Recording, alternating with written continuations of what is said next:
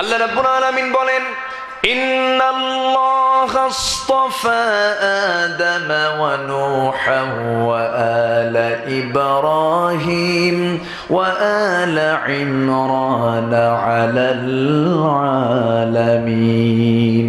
জোরে বলুন আল্লাহু আকবার। নিঃসন্দেহে আল্লাহ রাব্বুল আলামিন আদম আলাইহিস সালাতু ওয়াস সালামকে, নূহ আলাইহিস সালাতু ওয়াস সালামকে, ইব্রাহিম আলাইহিস সালাতু ওয়াস সালামকে, আলী ইমরানকে গোটা পৃথিবীবাসীর উপরে মর্যাদা দিয়েছেন, সিলেকশন দিয়েছেন, নির্বাচন করেছেন কে? আল্লাহ। আসতে বলবেন না কে? আল্লাহ। আমাদের সবার আদি পিতা কে? আদি পিতা কে? সেকেন্ড পিতা নূহ আলাইহিস সালাতু ওয়াস সালাম। জাতির পিতা কে? একটু জোরে বলেন, আর একটু জোরে বলুন, আর একটু জোরে বলুন। তিনবার বলায় দিলাম, ঠিক আছে না? যেন কোনো ভুল টুল না হয়। এটা জোর করে পাওয়ার জিনিস নয়, এটা জোর করে বলায় দেওয়ার জিনিস নয়। সম্মানিত ভাইয়েরা, হাসরের ময়দানে কেউ কারো কাছে লাগবে? কেউ কাউকে চিনবে? কেউ কাউকে চিনবে না। সেই হাসরের ময়দানে সমস্ত মানুষ 50,000 বছর যখন পার হয়ে যাবে, অস্থিরতা পোষণ করে তারা চলে যাবে আদি পিতা আদম আলাইহিস সালাতু ওয়াস সালামের কাছে। বলবে, হে আমাদের আদি পিতা, বিচার কার্য কখন শুরু হবে আপনি একটু বলুন। তিনি বলবেন, বলতে পারবো না। তোমরা চলে যাও নূহের কাছে। নূহ আলাইহিস সালাতু ওয়াস সালাম বলবেন, বলতে পারবো না। তোমরা চলে যাও জাতির পিতা ইব্রাহিম আলাইহিস সালাতু ওয়াস সালামের কাছে। ইব্রাহিম আলাইহিস সালাতু ওয়াস সালাম বলবেন, আমিও আজকে কিচ্ছু করতে পারবো না, তবে পরামর্শ দেওয়া যায়। তোমরা চলে যাও মূসার কাছে। তিনি বলবেন, পারবো না। তোমরা চলে যাও ঈসা আলাইহিস সালাতু ওয়াস সালামের কাছে। তিনিও বলবেন, পারবো না। তবে হ্যাঁ, তোমরা যদি শেষ জামানার পয়গম্বরের কাছে যদি চলে যাও, একটা ফয়সালা হয়ে যাবে। জোরে বলি সুবহানাল্লাহ, আরো জোরে বলি সুবহানাল্লাহ। আমার ভাইরা, যেই হাসরের ময়দানে ইব্রাহিম আলাইহিস সালাতু ওয়াস সালাম পর্যন্ত নবীকে দেখায় দিবেন, সেই নবীকে বাদ দিয়া, সেই নবীর দল বাদ দিয়া কোন নেতার দল করো তুমি? কোন নেতার পথ ধরো তুমি? কোন চরিত্রকে তুমি তোমার চরিত্র বানাও? সব সিরাতকে বাদ দিয়ে আমার সিরাত হবে সিরাতুন নবী সাল্লাল্লাহু আলাইহি ওয়াসাল্লাম। আমার নবীর সিরাতকে লালন করতে হবে। আমার নবীর গুণাবলীকে আমার জীবনে বাস্তবায়ন করতে হবে। এই পৃথিবীর প্রতিটি মানবতার জন্য আল্লাহ রাব্বুল আলামিন মডেল করেছেন সেই রাসূলকে। লাকাদ কানা লাকুম ফি রাসূলিল্লাহি উসওয়াতুন হাসানাহ। জোরে বলুন আল্লাহু আকবার। তোমাদের জন্য উত্তম আদর্শের বাস্তব নমুনা তো কেউ না, তিনি হচ্ছেন মুহাম্মদুর রাসূলুল্লাহ সাল্লাল্লাহু আলাইহি ওয়াসাল্লাম। তাকে ছাড়া কোনো আদর্শ গ্রহণ করা যাবে না। কিছু কিছু মুসলমানের দাবিদার আছে, যদি বলা হয় তোমার প্রিয় ব্যক্তিকে, তোমার প্রিয় ব্যক্তিত্বকে, রবি ঠাকুর, বঙ্কিমচন্দ্র, শরৎচন্দ্র, তুমি মুসলমান হয়ে তোমার ব্যক্তিত্ব যদি এমন হয়, তোমার প্রেরণা যদি এমন ব্যক্তি হয়, অবশ্যই বুঝতে হবে, বুঝে নেব আমরা সেটাই। সেটা হলো তোমার নামটা ঠিক আছে, কিন্তু তোমার কামটা আবু জেহেলের হয়ে গেছে। আল্লামা ইকবাল আফসোস করে বলছেন, বেমুস্তাফা বরসানে খাহিশ রাকে দিন হমিনস্ত, अगर बेवाने रसीदे तमाम बुलहबियस्त। তোমার আদর্শ যদি নবীর আদর্শের সঙ্গে যদি মিলে যায়, তাহলে ভাবতে হবে এটা তোমার জন্য সঠিক দিন। আর যদি নবীর আদর্শের সঙ্গে যদি না মিল পড়ে যায়, ভাবতে হবে তোমার সমস্ত আমলগুলো আবু লাহাবের হয়ে গেছে। মিল থাকতে হবে আমার নবীর সাথে। আমার ভাইয়েরা, সমস্ত মানুষ আমার নবীর সামনে হাজির হয়ে যাবে। আমার নবীজি মাকামে মাহমুদের সিজদার মধ্যে অস্থির হয়ে কাঁদবেন। আল্লাহ বলবেন, আমার হাবিব আপনার সিজদা আপনি উঠান, আপনার মাথা আপনি উঠান সিজদা থেকে, আজকে আপনি যা বলবেন আমি আল্লাহ তাই কবুল করে নেব। আপনি যা বলবেন তাই আমি মঞ্জুর করে নেব। হাদিস এসেছে আমার নবীজি হাসরের ময়দানে চারবার আসবেন। প্রথমবার কিছু সংখ্যক উম্মতকে নিয়ে একসঙ্গে জান্নাতের দিকে চলে যাবেন। দ্বিতীয়বার আবার আসবেন, আবার কিছু সংখ্যক উম্মতকে নিয়ে জান্নাতে চলে যাবেন। আবার তৃতীয়বার আসবেন, আবার কিছু সংখ্যক উম্মতকে নিয়ে জান্নাতের দিকে চলে যাবেন। কিন্তু চতুর্থবার আমার নবীজি যখন কিছু সংখ্যক উম্মতকে নিয়ে যখন জান্নাতের দিকে চলে যাবেন, ইল্লা মান হাসাবাহুল কোরআন, কোরআন সঙ্গে সঙ্গে বাধার প্রাচীর হয়ে দাঁড়িয়ে গিয়ে বলবে, আল্লাহ এই সমস্ত বান্দাগুলোকে তুমি আল্লাহ কেন জান্নাতে দিচ্ছ? কারণ এই সমস্ত বান্দাগুলো সুদকে চালু করে যাকাতকে বন্ধ করে দিয়েছে। কথা কি বোঝা যায়? কথা কি বোঝা যায়? আমার নবীজি সুপারিশ করতে পারবেন না কাদের? যারা হারাম করবে, যারা কি করবে? হারামকে গ্রহণ করবে, হারামকে লালন করবে, জেনাকে বৈধতা দিয়ে দেবে, সুদকে বৈধতা দিয়ে দেবে, এরপরে মদের আসরকে যারা বৈধতা দিয়ে দেবে। আজকে এগুলো সমাজে মনে হয় নাই? আসতে বলবেন না, আছে না নাই? ক্যাসিনো চালায় কারা?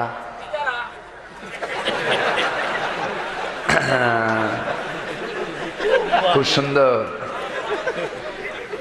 খুবই সুন্দর। ওয়াজ কি আমার করা লাগে? ওয়াজ তো আপনারাই করতে পারেন। বলি আলহামদুলিল্লাহ। নেতা শব্দটা কত সুন্দর শব্দ, যার আরবি হলো সৈয়দ। যার আরবি কি? সৈয়দ। সেই নেতা শব্দ আজকে কলঙ্কিত করেছে কিছু অসাধু নেতা, ঠিক কিনা? কিছু অসাধু নেতা আজকে নেতা শব্দটাকে নোংরা বানিয়ে দিয়েছে। নেতা শব্দ শুনলে মানুষ বিরক্ত হয়ে যায় আজ, ঠিক কিনা? কষ্ট হচ্ছে? আমরা তো ওয়াজ করি, কিন্তু শোনে কে? শোনার তো লোকই নেই। যেখানে শোনা দরকার সেখানে কেউ শোনে না। আম গাছে উঠে এক ছেলে আম চুরি করতেছে। আম গাছের মালিক, বাগানের মালিক দেখে বলতেছে, এই ছেলে, তোমার তো সাহস কম না? তুমি কার ছেলে? অন্যের গাছে উঠে তুমি আম চুরি করতেছ? থামো, দেখাচ্ছি মজা, তোমার বাবাকে আমি বিচার দেব। ছেলে কুটকুট করে হাসে, মুসকি মুসকি হাসে। ছেলে, তুমি তো কম বড় বেয়াদব না, তুমি আবার হাসতেছো চুরি করিয়া? সে বলে যে আমার আব্বাকে বিচার দিবেন। আমার আব্বা তো বাড়িতে নাই, আমার আব্বা আমার মাথার উপরে গাছের ডালে সালা নিয়ে বসে আছে আম চুরি করার জন্য। কথা বোঝেন নাই? কাকে বলবেন? ক্যামেরাম্যান, মানুষের মনোযোগিতা ওই দিকে চলে যায়, আপনি লাইট ছাড়া আপনি করে ফেলেন।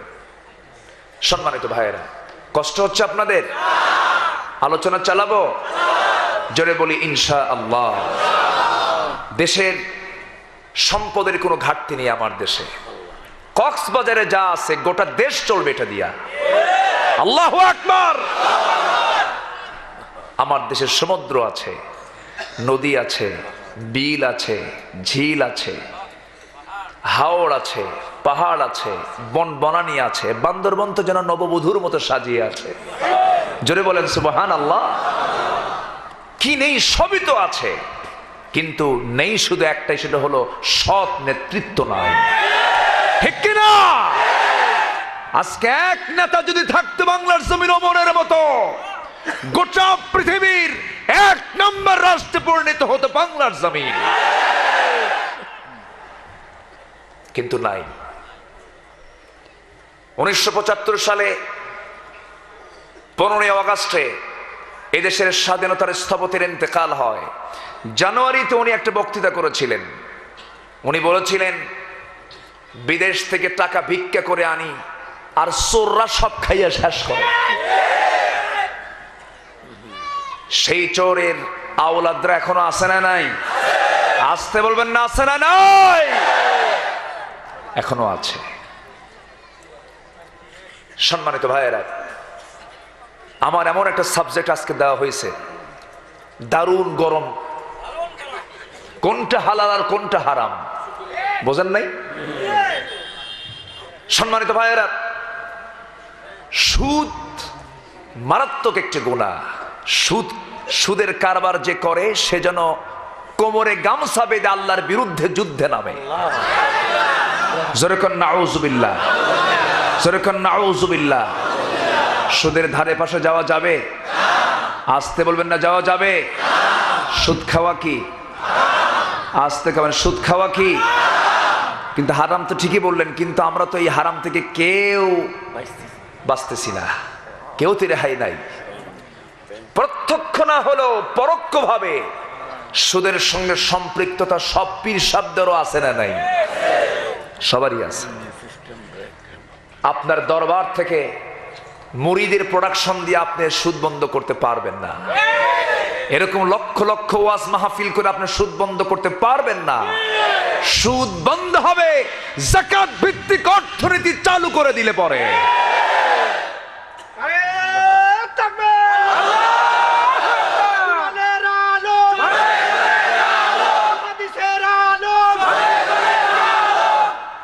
সম্মানিত ভাইয়েরা, আজকে আমার দেশে অর্থ কম নেই, সম্পদ কম নেই, কিন্তু বরাদ্দ হয়, যা বরাদ্দ হয় তার বাস্তবায়ন কতটুকু আপনাদের বিবেকের কাছে প্রশ্ন করছি, উত্তর পেয়ে যাবেন, ঠিক কিনা? রাজামশাই সারা রাত ঘুম পাড়তে পারে নাই, শিয়ালের চিল্লে চিল্লি, শিয়ালের চিল্লে চিল্লি আর আছে না? শিয়াল চিল্লে চিল্লি করে না? সিগালের উচ্চ আওয়াজে চিল্লে চিল্লিতে রাজামশাইয়ের ঘুম হয়নি। সকালবেলা জরুরি সভা ডাক দিয়ে বলতেছে, উজিররা তোমরা আসো সব। কি হয়েছে? আমার সারা রাত ঘুম হয়নি কেন? এই শিয়ালগুলো যে চিল্লে চিল্লি শুরু করছে, আমার ঘুম হচ্ছে না, এরা চিল্লাই কেন? এক উজিরি বলে, জাহাপনা,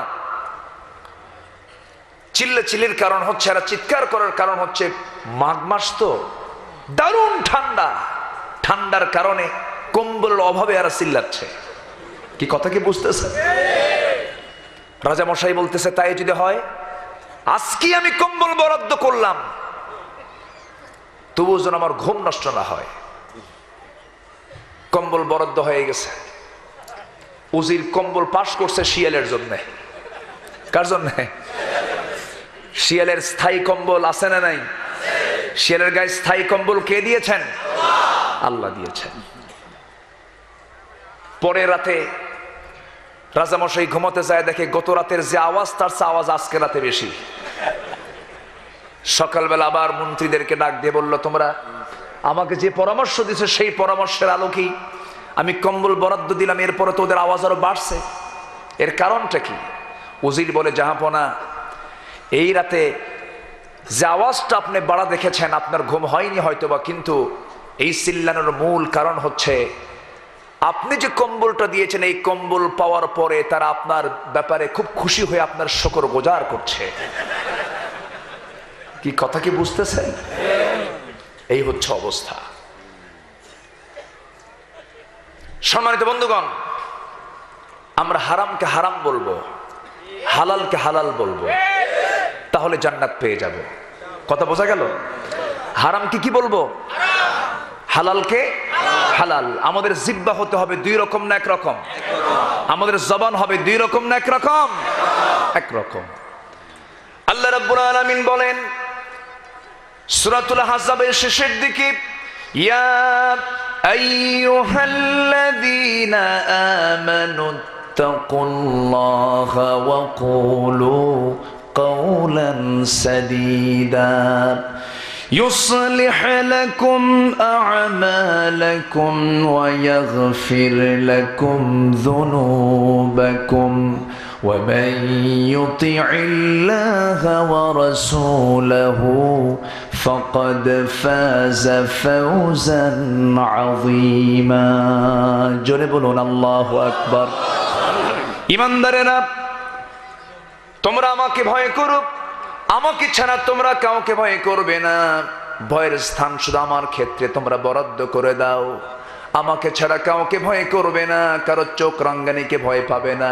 হুমকি ধামকিকে ভয় পাবে না, জেল জুলুমকে ভয় পাবে না, কোন প্রকার রক্তচক্ষুকে না ভয় পেয়ে আমাকেই ভয় করবে। আর যা বলবে সোজা সাপটা স্ট্রেট ফরওয়ার্ড হয়ে কথা বলবে। এ নিয়ে বেনিয়ে কোনো প্যাঁচগোছ খাটায়া, কোনো হেকমত খাটায়া, কৌশল খাটায়া কোনো মিথ্যা কথা বলবা না, সোজা কথা বলবে। এই সোজা কথা যদি বলতে পারো আর যদি আমাকে ভয় করতে পারো, ইউসলিহ লাকুম আমালাকুম, আল্লাহ তোমাদের জীবনের যত আমলগুলো তোমরা করেছো যদি কোনো ভুল থাকে আল্লাহ তা ভুলটাকে সংশোধন করে দিয়ে তোমার আমলগুলোকে জান্নাতের উপযোগী করে দিবেন। আমার ভাইরা,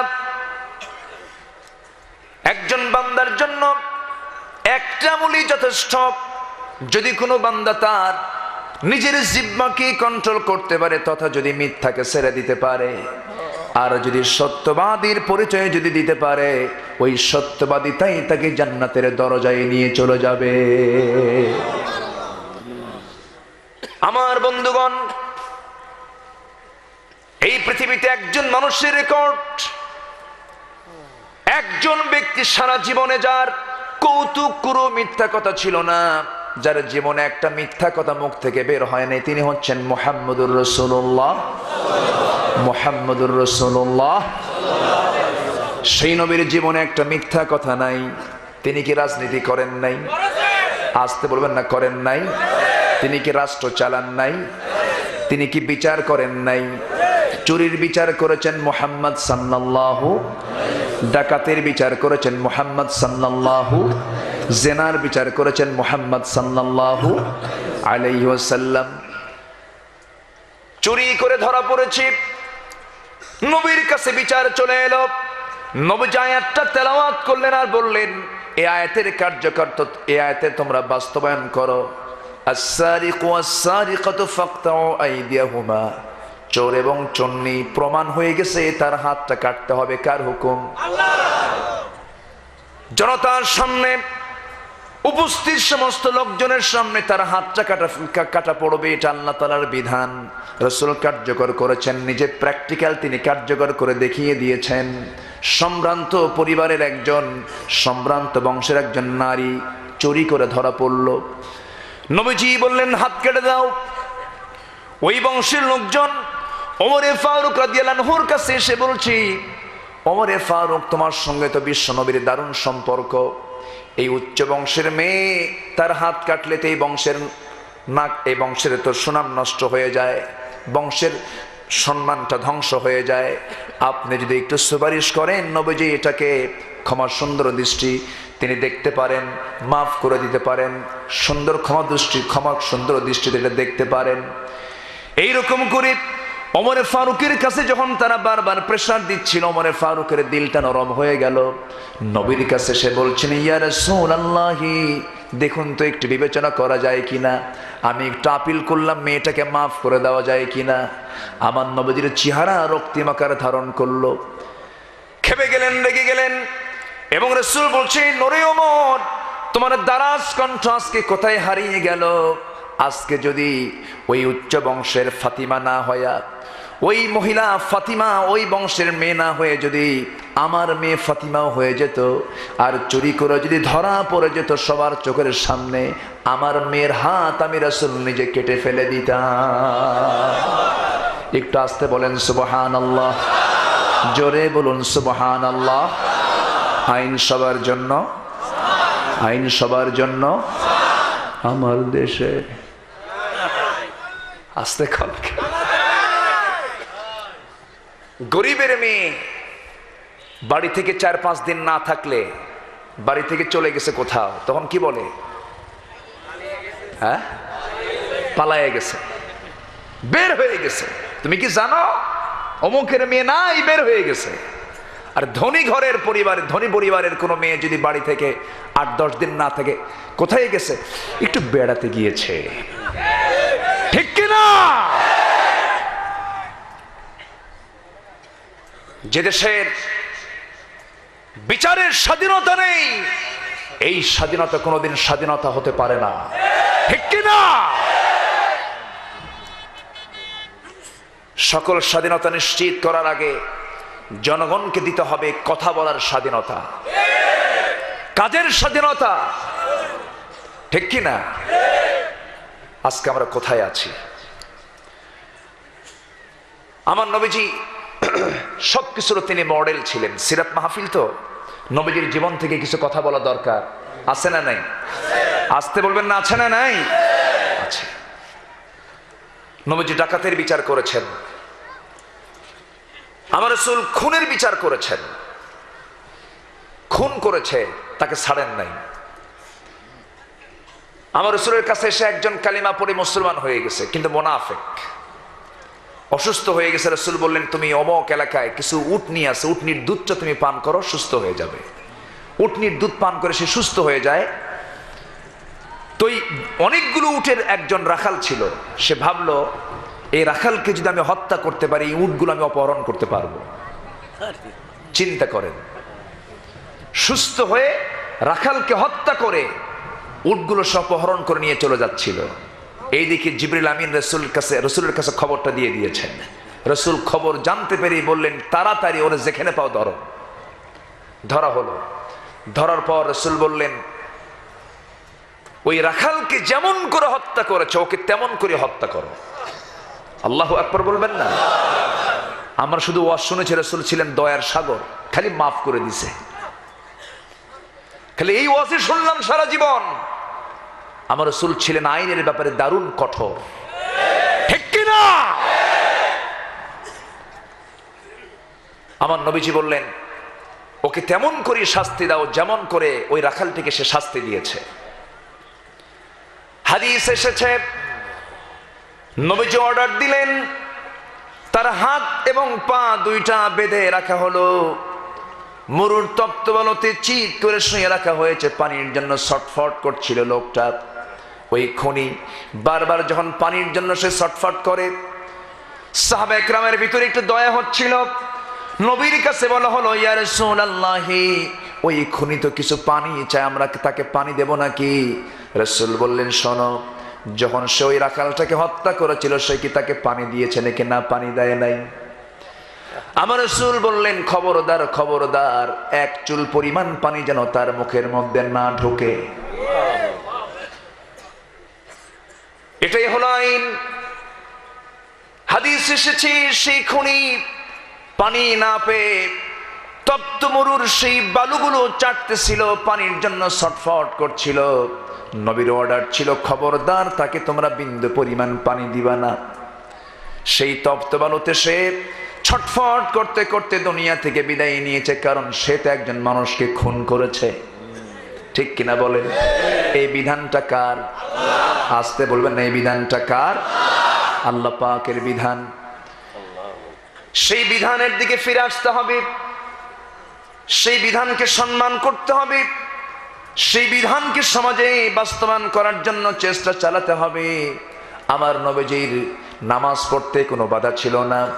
আবু জেল কিন্তু কোনোদিন বলো নাই, মুহাম্মদ তোমার ধর্ম তুমি চালাইও না, তোমার নামাজ তুমি চালাও, তোমার দান সদকা তুমি চালাও, কিন্তু আমার ধর্মেরও তুমি বৈধতা দিয়ে দাও। আমার লাত মানত উজ্জার পক্ষ তুমি কথা বলো, তোমার ধর্ম 6 মাস থেকে যাক, আমার ধর্ম 6 মাস থেকে যাক।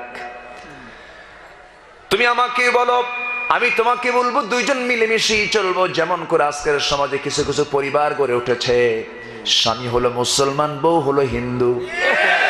আসতে বলবেন না, আছে না নাই? সৃজিত মিথিলা বাংলাদেশি মেয়ে, সৃজিত হলো ভারতের ছেলে। ওই বিয়েটা কেমনে হয়, কি বৈধতা দিয়ে দিল জানি না। এরকম বহু পরিবার বাংলার জমিনে আছে, একজন মুসলমান একজন হিন্দু। এই সম্পর্ক কি বৈধ না অবৈধ? আসতে বলবেন না, বৈধ না অবৈধ? হালাল না হারাম?